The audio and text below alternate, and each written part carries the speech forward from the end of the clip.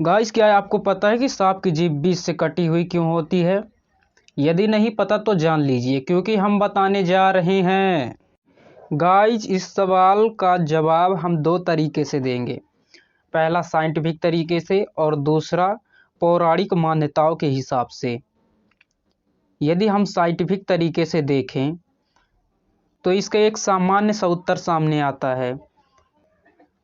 ये कटी जीभ सांप को शिकार के बारे में, उसकी गर्मी, दूरी और दिशा सब बता देती है। जीभ के कटे होने के कारण इसका फैलाव अधिक होता है, जिससे इसे शिकार करने में मदद मिलती है।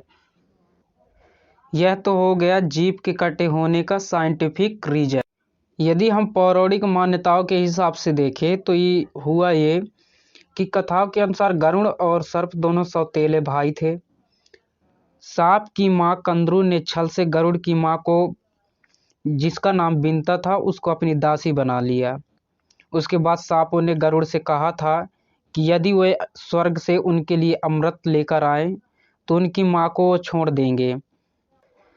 तब गरुड़ ना चाहते हुए भी अपनी मां को मुक्त कराने के लिए स्वर्गलोक पर आक्रमण कर दिया और सभी देवताओं को परास्त कर अमृत हासिल कर लिया।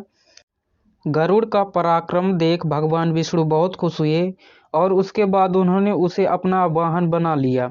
उधर गरुड़ से युद्ध करते हुए इंद्रदेव मूर्छित हो गए थे और जब वे होश में आए तो उन्होंने गरुड़ को अमृत का कलश ले जाते हुए देख लिया। इंद्र ने अपने वज्र से गरुड़ पर प्रहार कर दिया, लेकिन भगवान विष्णु से अमृतत्व का वरदान प्राप्त कर चुके गरुड़ को कुछ नहीं हुआ। यह देख इंद्रदेव बहुत चिंतित हुए और गरुड़ से बोले, मैं तुमसे मित्रता करना चाहता हूँ। गरुड़ देव ने इंद्रदेव की मित्रता स्वीकार कर ली। उसके बाद इंद्रदेव बोले, हे मित्र, ये अमृत कलश तुम मुझे दे दो। ये तुम जिसे देने जा रहे हो वो इसे पीने के बाद अमर हो जाएंगे और इस सृष्टि का विनाश कर देंगे, इसलिए ये कलश मुझे दे दो। तब गरुड़ ने कहा कि हे मित्र, मैं ये कलश आपको नहीं दे सकता, क्योंकि अमृत कलश को मुझे सर्पों को देकर अपनी माता को उसकी दासता से मुक्त कराना है। लेकिन जिस स्थान पर मैं इसे रखूंगा आप वहां से उठाकर ला सकते हैं। ये बातें सुनकर इंद्रदेव बहुत खुश हुए और बोले, हे मित्र, मुझसे कोई वरदान मांगो। तब गरुड़ देव ने कहा, जिन सर्पों ने मेरी मां को छल से अपना दास बनाया था वे सभी सर्प मेरा प्रिय भोजन बने।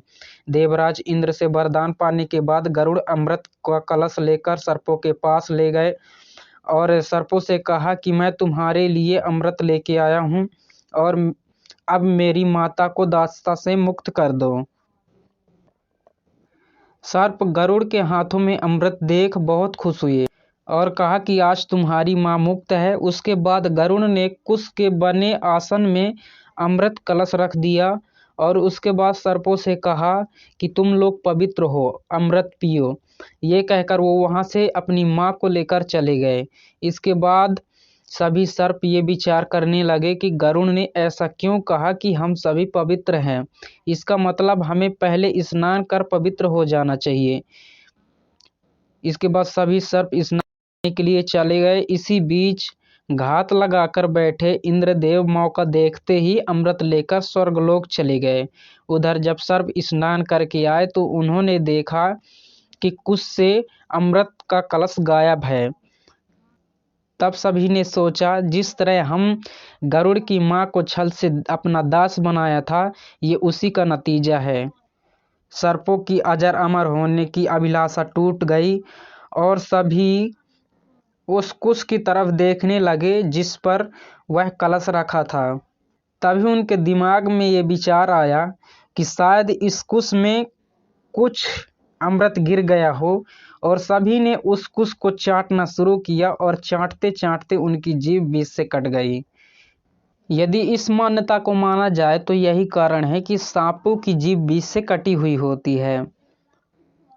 गाइस, यदि यह जानकारी आपको अच्छी लगी हो